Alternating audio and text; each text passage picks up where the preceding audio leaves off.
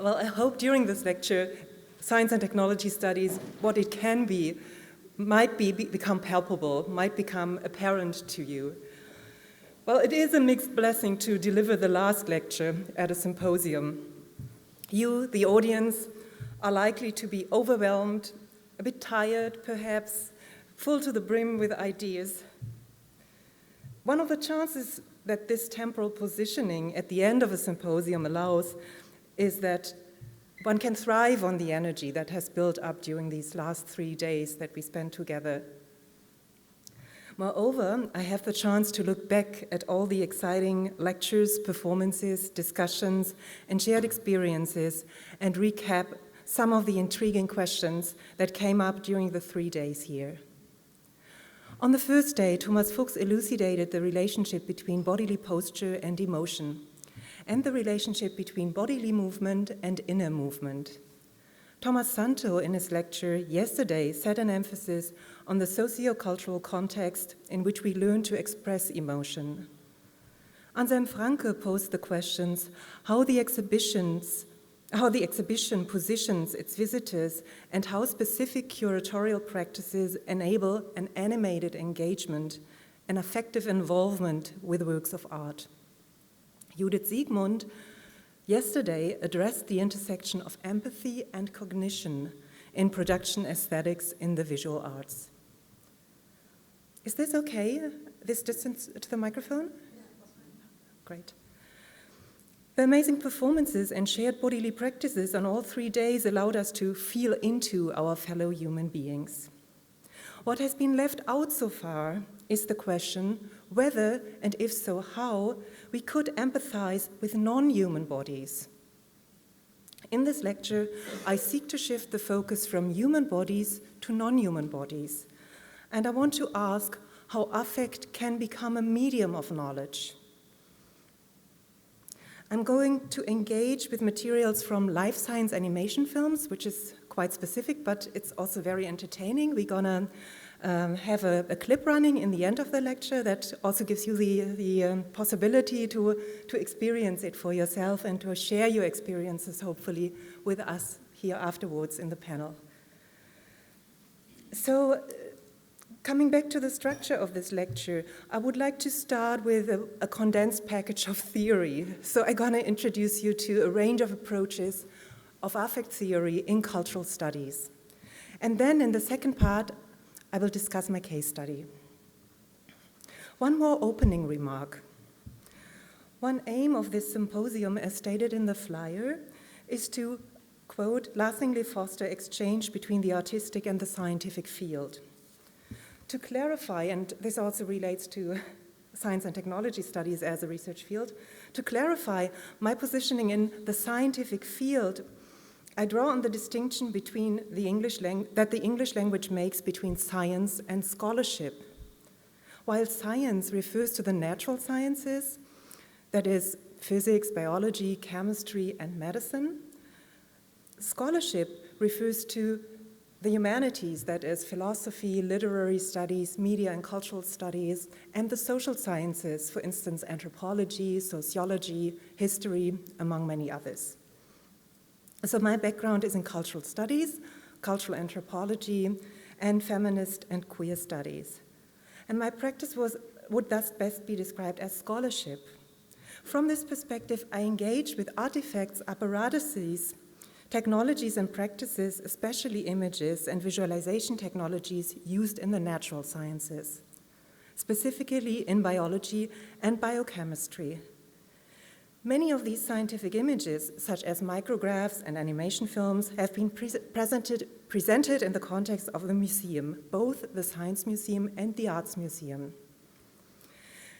When engaging with the production and reception of scientific images, it seems promising to conceive of affect as a medium of knowledge, or as a medium for knowledge production.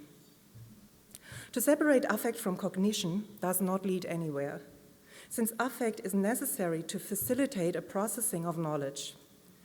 In other words, cognition is shot through with affect, and as the political organization of discontent shows time and again, affect can be dangerous and even destructive when not initiating a thought process. Affect as an intensive force drives us to engage the world. Affect draws us to each other and to the objects in the world, effectively connecting bodies and their environments. How can this palpable intensity that we call affect initiate a thinking process? How does affect become a medium of knowledge? To conceive of affect as a quality proper to the individual leads to an impasse, to a dead end. As Sarah Ahmed and Lauren Ballant reminded us, our cultural forming modulates our capacity to respond affectively, and our affective responses situate us as specifically located persons on a cultural grid structured by ideas about gender, race, sexuality, ability, and age. Cultural practice, by way of language, organizes affective responses into meaningful categories, such as love, shame, hate, and fear, which democratically elected representatives may in turn use to fuel their political agendas. Feminist and queer activist theorists, on their part, employed affect for more progressive ends.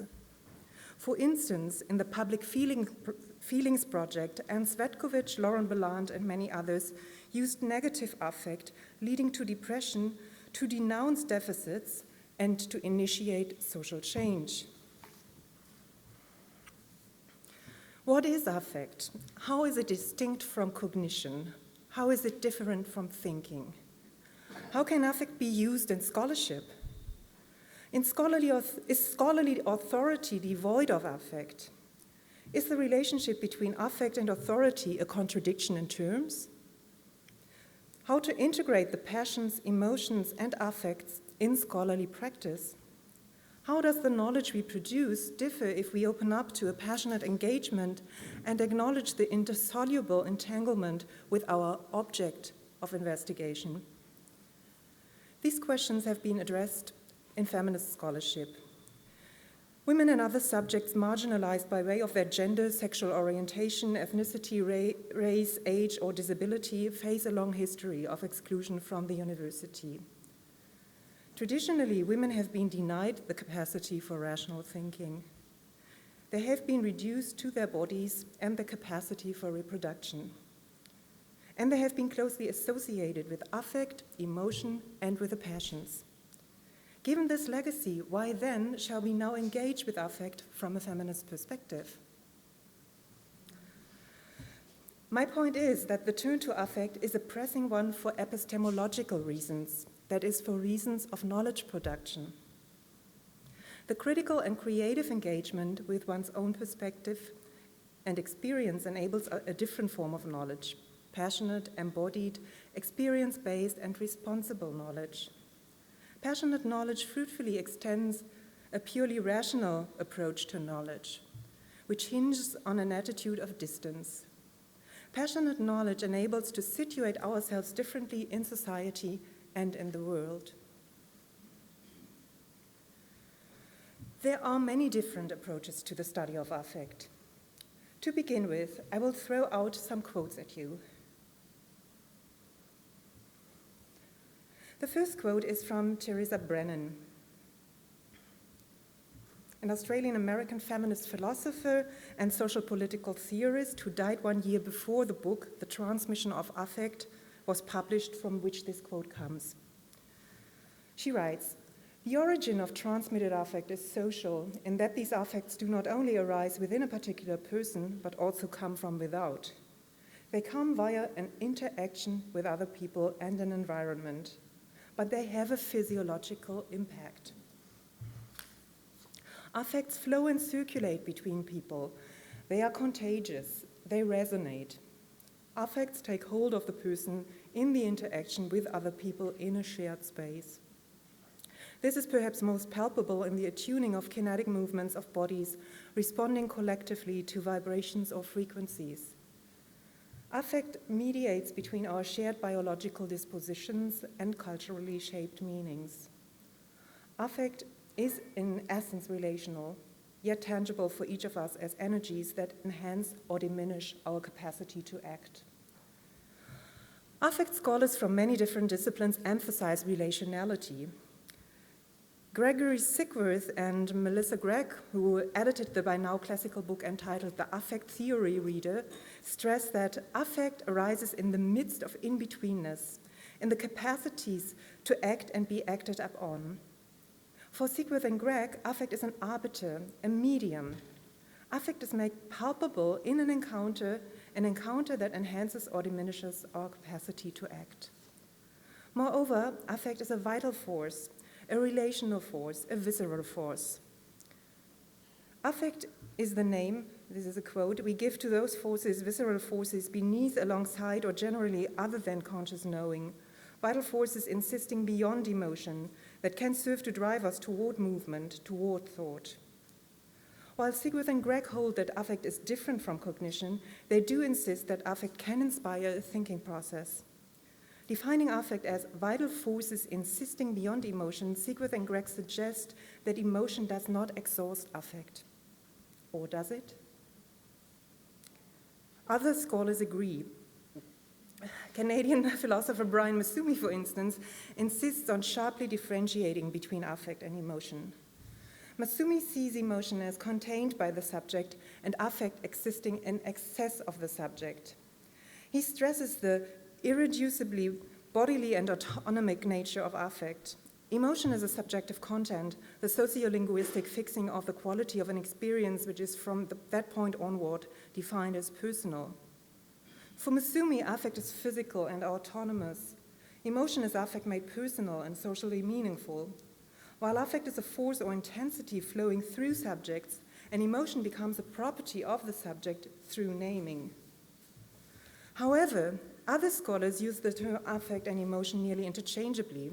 Literary scholar and queer activist Anne Svetkovich, whose name I flagged already in the beginning and to whom I will come back later, is interested in the question how affect works politically. Rather than pursuing the task of definition, Svetkovich seeks to employ affect's critical and transformative potential and indeed its political force. Svetkovich uses affect in a generic sense. She writes, affect is a category that encompasses affect, emotion, and feeling, and includes impulses, desires, and feelings that get historically constructed in a range of ways. So for Svetkovich, affect, emotion, and feeling are like keywords, points of departure for discussion rather than definition. She emphasizes that affects are historically specific constructs. This raises an important question. Are affects and emotions universal? Or are they culturally constructed? That is to say, do emotions differ in history and across cultures? These questions bring us to the history of studies on affect and emotion. This history goes back to at least the 19th century. Charles Darwin, the British naturalist and geologist, one of the first scholars who did empirical work on the emotions, says emotions are universal. Darwin is known for his groundbreaking work in evolutionary theory. In 1859, he published On the Origin of Species. You may recall his claim that all living beings descended from a common ancestor. Darwin dwells on his authority as an internationally recognized scholar when 13 years later, in 1872, he writes the book The Expression of the Emotions in Man and Animals. In this book, Darwin argues that the expression of emotions remains strikingly similar in human beings of different ages and from different cultural backgrounds. To prove his point, Darwin used the newly developed technique of photography. He documented the expression of emotions. He used photographs as evidence to support his claim that the expression of emotions is universal. Before Darwin, it was a widely held belief that humans were the sole agents of expressing emotions by way of a specific set of facial muscles. Contrary to this claim, Darwin argued for the kinship of human and animal expression. He stressed the universal recognition of emotions based on common facial expression in animals and humans.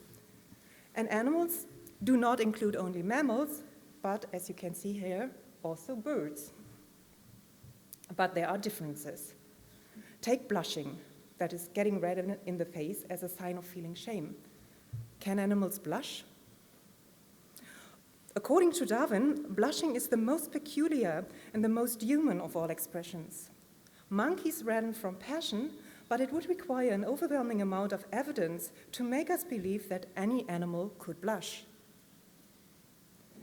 What makes us blush? Again, Darwin.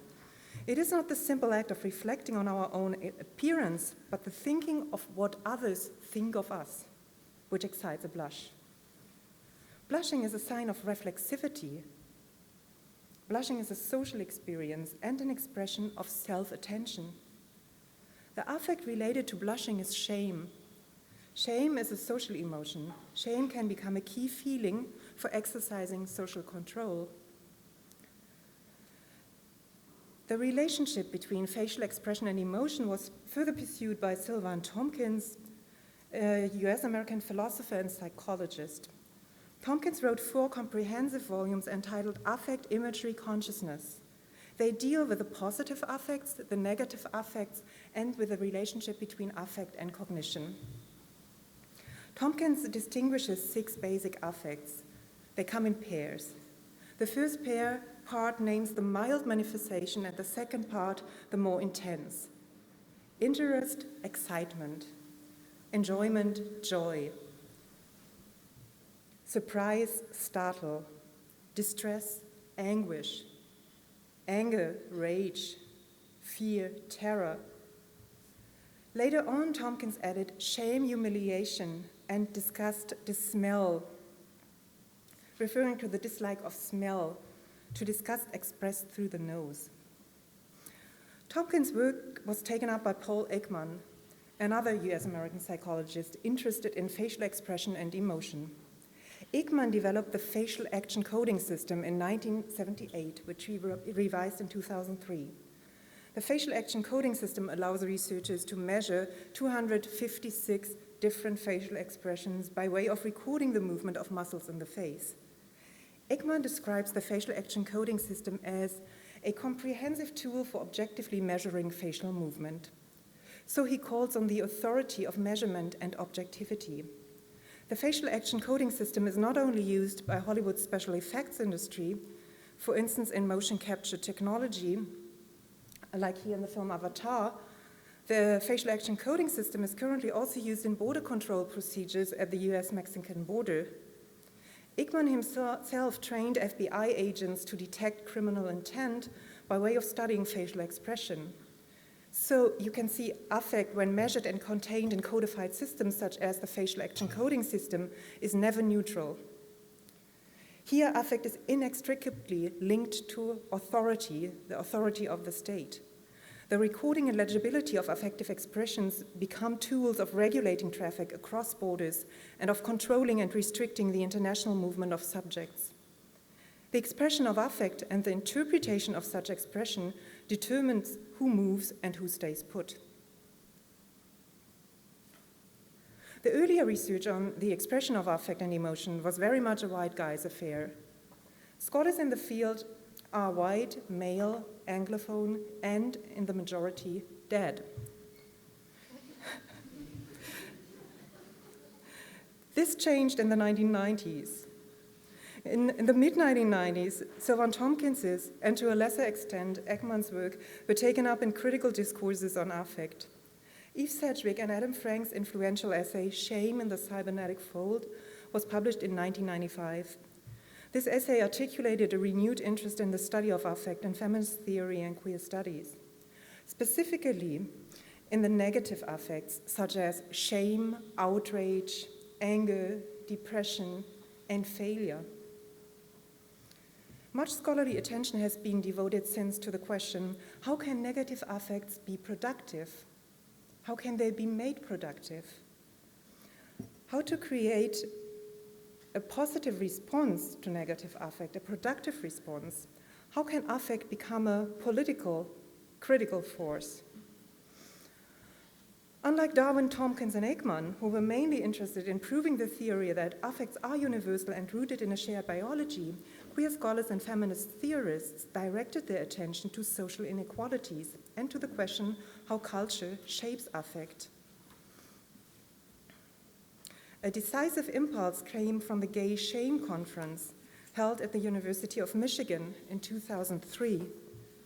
To quote from the conference website, The purpose of the conference is to inquire into various aspects of lesbian and gay male sexuality, history, and culture that gay pride has had the effect of suppressing. The conference intends to confront the shame that lesbians, gay men, and queers of all sorts still experience in society, to explore the transformative impulses that spring from such experiences of shame, and to ask what affirmative uses can be made of these residual experiences of shame that now that not all gay people are condemned to live in shame. Gay pride labeled the gathering of people who have been shamed. It enabled an identity politics. Negative affects, for instance, discussed that the bodies of gays elicited in those who shamed them can become a starting point for reflection about affective responses circulating in the culture of the majority, and by extension can facilitate reflection about stereotypes and prejudices. That was the politics of gay pride. Now the question is, can there be a politics after gay pride? What is lost through the affirmation of pride? One exemplary project that responds to this question is public feelings. I think I skipped this part since I'm already quite ahead in time, and come to this condensing slide that shows you an overview of 5 different approaches to affect that you have encountered up until now. First, feminist and queer approaches to affect, as well as post-colonial approaches. They engage with power and social renewal. The key questions in these fields are: how does affect facilitate social exclusion and inclusion? How does affect create resonances that facilitate a shared sense of being in the world? How does affect help to uphold social hierarchies and privilege? What's the liberating potential of affect? How can politics of affect challenge and change social norms? Second, the psychological engagement with affect that you encounter today, think Tompkins and Ekman, aims at the categorization of specific affects. Tompkins and Ekman seek to label and characterize distinct affects. And as you've seen in the first day of this symposium, this field, the psychological engagement, is much broader today and goes far beyond questions of categorization. Third, the biological engagement with affect, Darwin, stretches into the life sciences of today. The central concern here is to overcome the binary of human and animal, of the organic and the inorganic, of life and matter. For critical media studies, this implies questions such as how to think the transmission of affect between humans and computers, how to empathize with a non-human. A fourth approach to affect comes from the perspective of phenomenology. Key questions are: what is the status of the body in affect theory? How can we account for embodiment, for the body as the locus of perception? Thinkers from the last group in this list, non-Cartesian or monistic philosophers, in contrast, think of the body not as a bounded entity, but as a complex network of forces, intensities, and relations. Think of Masumi. The purpose of this list is to give you a sense of orientation and outline which kinds of approaches to affect are out there. To further pursue my question as how affect can initiate a thinking process, I take as my case study the intriguing piece of science animation entitled The Inner Life of the Cell. Produced in 2007 by the science animation company Ex Vivo for BioVisions at Harvard, a website that molecular and cellular biology students at Harvard University can access in the course of their studies. While the film primarily sought to serve an educational purpose, it gained prominence far beyond the context of biology education. Online, you find the film in many, many different contexts, ranging from popular sites such as YouTube and Vimeo, to databanks storing professional information on companies working in the field of science illustration and animation, such as the Association of Medical Illustrators website. And also on pseudo-religious websites such as The Divine Blueprint. Various low-resolution versions of different lengths circulate online, some of them with music and scientific explanation in voiceover, some with music only. The New York Times celebrated the film as perhaps the pivotal moment for molecular animations. Indeed, The Inner Life of the Cell shares with many other molecular animation films the visual narrative of a journey that starts at the cell membrane, moving to the nucleus and outward again toward the cell membrane. In the educational version, a voiceover commentary names the various molecular and biochemical components that we encounter along the way and explains the various ways in which these components function and interact. Comparable to many other molecular animation films, The Inner Life of the Cell stages this journey as an underwater experience, a dive. Unlike other films that depict molecular life in abrupt, rattling moves, Inner Life, however, presents the dynamics of proteins and organelles as smooth, fluid, and floating, akin to the dance moves of an underwater ballet. The motor protein, for instance, that you see here, a stock figure in molecular animation since medical animator Graham Johnson figured out the specific form of the motor protein's feet. Johnson adjusted the form of his sketches continuously in conversation with a molecular biologist researching this protein. Through visual engagement, Johnson found that the specific form of the feet allows the motor protein to move only in one direction. Harvard-based molecular biologist and cell biologist Robert Luer, one of the two scientific advisors involved in producing The Inner Life of the Cell, makes clear that he wanted the film to involve viewers affectively. In an interview with media scholar Scott Curtis, Luer says, "The affective goals of biovisions are to trigger wonder and emotional engagement with the aspects of the natural world that are beyond the usual limits of what we can directly see." Reflecting about the idea behind The Inner Life of the Cell, Luer emphasizes that he wanted to garner the affective force inherent in audiovisual images to initiate a learning process. Luer said, "That led me to focus on how one might harness the emotive and motivational power of multimedia that one would typically associate with the arts and combine it with the educational or research outcomes linked to the visual models used in science."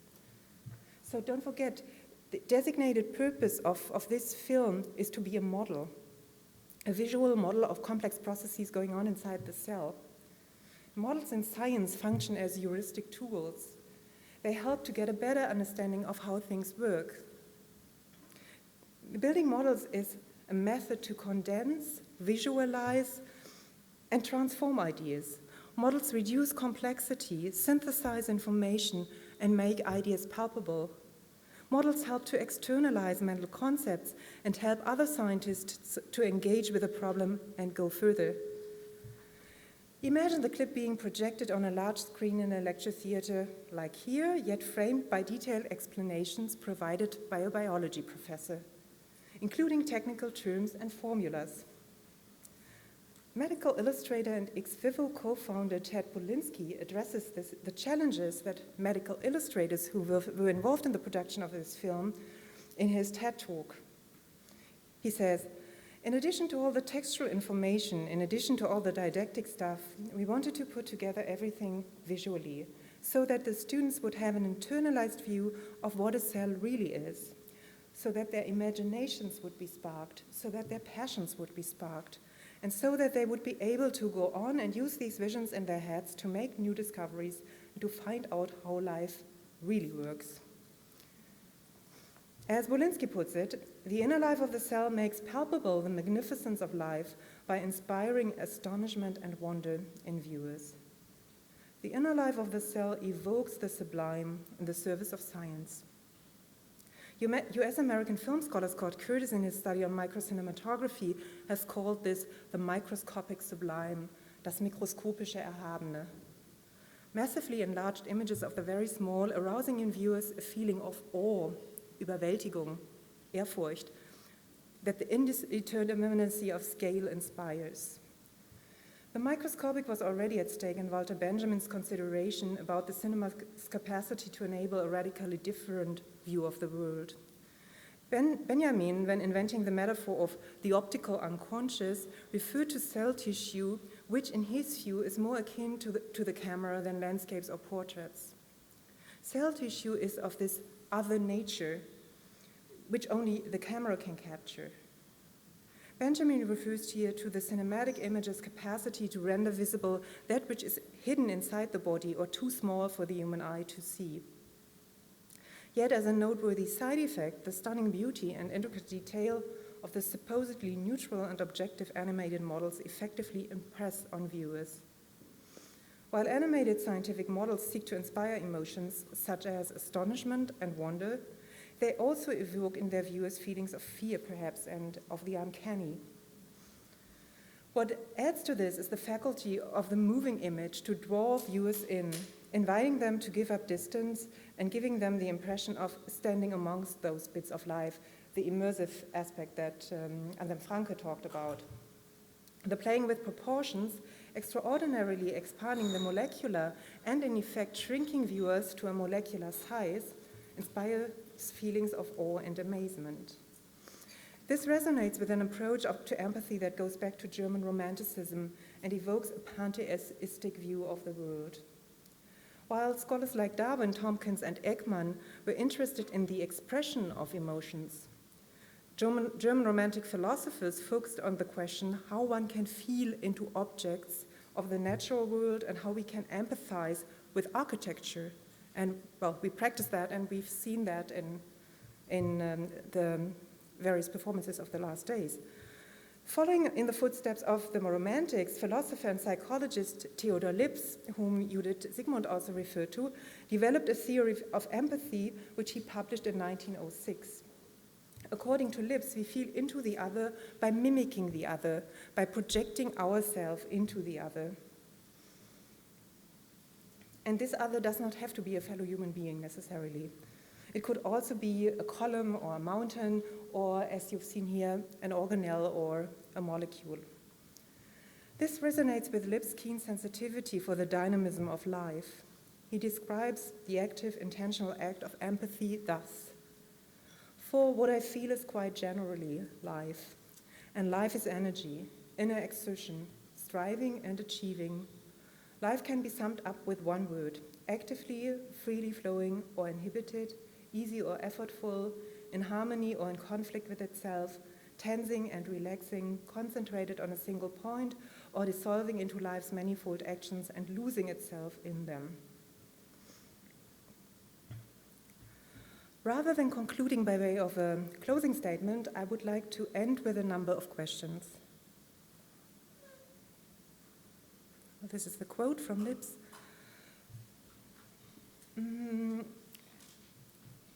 Each of the 5 perspectives on affect that you encountered so far would spark a different set of questions.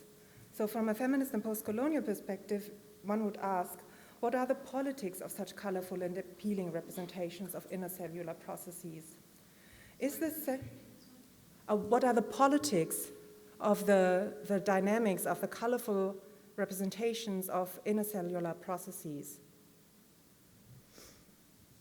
Is the sense of wonder and fascination that animated images inspire akin to the affective registers of the colonial gaze that seeks to possess and or destroy what it desires?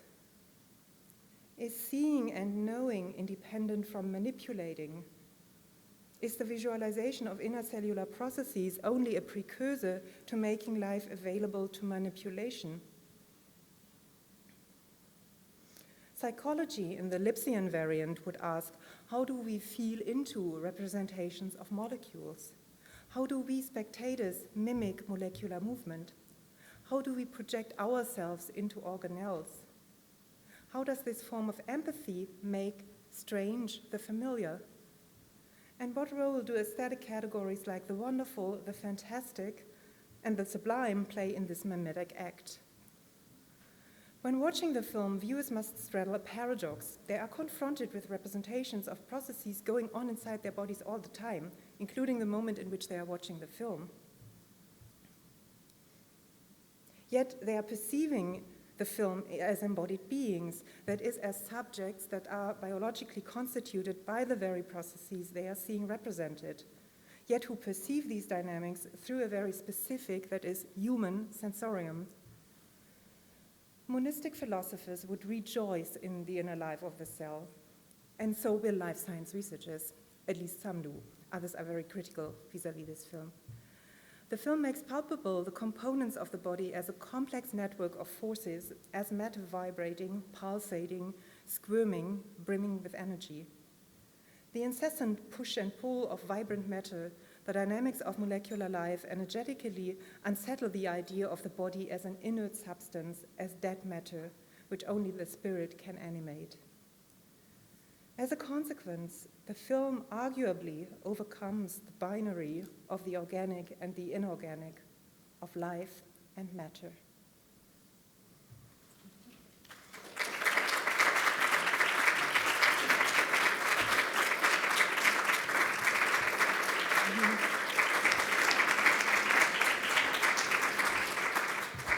Yes, thank you so very much. Indeed, we don't have a lot of time for questions, but first, is there any questions regarding understanding of this intense lecture?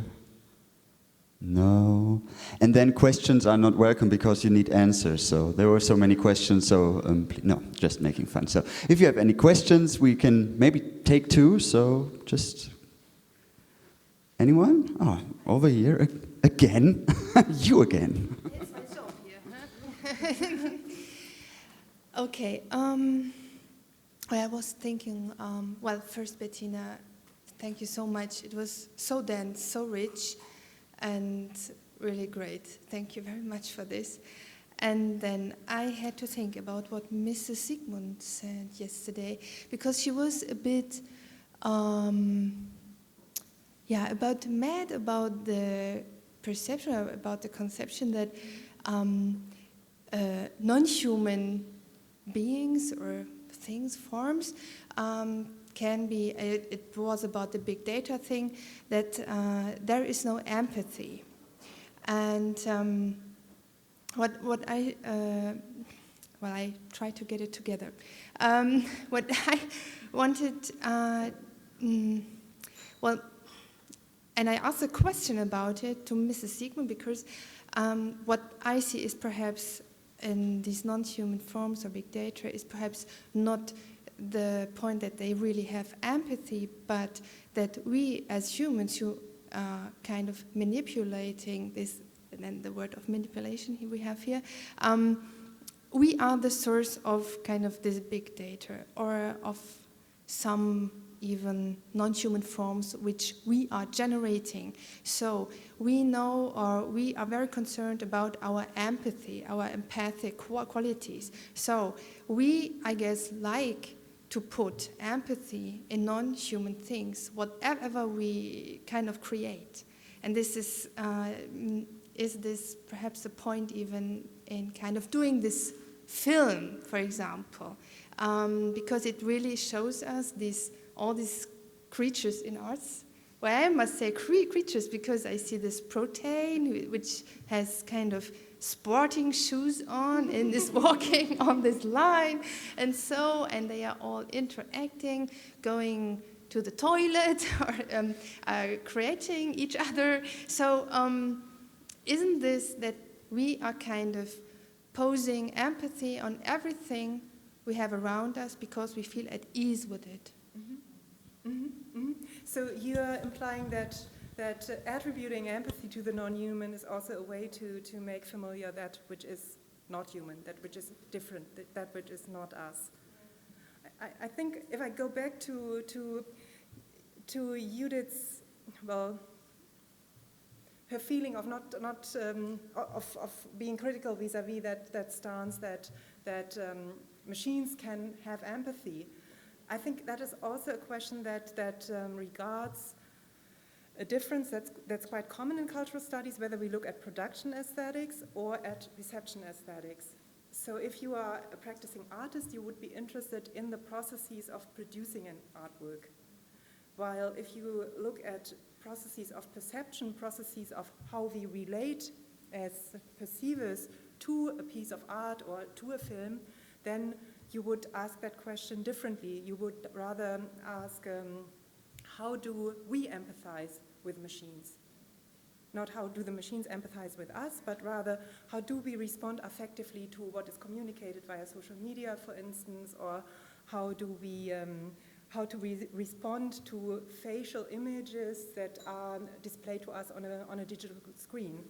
So that would reverse the question, that would set the focus on us again. Yes, we are very human-centric, and this is presumably at the heart of this problem. That we try to accommodate everything to us, to our sensorium, to our ways of feeling. And this is a question that has already driven the Romantic philosophers, who were asking this question about being able to empathize into nature, being able to empathize into a column, into the floor, etc. So that was perhaps the one of the peaks of humanism, where this human centrism was coming really strongly to the fore, and that is questioned today. There is this a broad debate about the non-human, the post-human, and the whole array of ethical implications that come with that. Oh, there's a question. Thank you. Thank you for this. It was really a lot of informations. And there's one thing I'm not sure I could totally follow, so I would like to come back to this point, is the difference you make between emotions and affect. As I understood, you said that affect are not conscious, but emotion are conscious. Mm-hmm. Am I right on this point? Is it what you meant? Well, I was trying to give an overview of various approaches to this question. How do affect and emotion relate to one another? Okay. And philosophers such as Brian Massumi, for instance, he would say that emotion is subjective. It's something that I make personal by naming it, while affect exceeds emotion. So there is still this residue, this affective this force field, this affective residue after I've named an emotional impact as fear or the uncanny or joy. There is still this affective undercurrent that I can't grasp, that I can't name. Okay, so then this led me to another question. Would you then define that they are physically the same? So like that physically emotion and affect are have the same base, and then it's because we're going to think about them that we're going to separate them? Mm-hmm. Do you understand what I... Well, if I put myself in the shoes of Massumi, I would guess that there is this immediate affective impact, and then there is a naming and a taming through sticking a label on it. Mm-hmm. So it's a process, because even though you stick a label on it, there is something that is still there, that remains to be dealt with, but that can't really be grasped.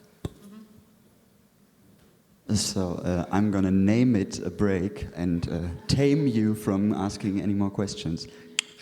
So because we will come back to you and all of us in the talk after the break, and I think there are so many burning questions still here, but you can get more information from Bettina Papenburg very soon. So just enjoy your coffee and get better answers. I don't know. Just have a coffee. See you soon.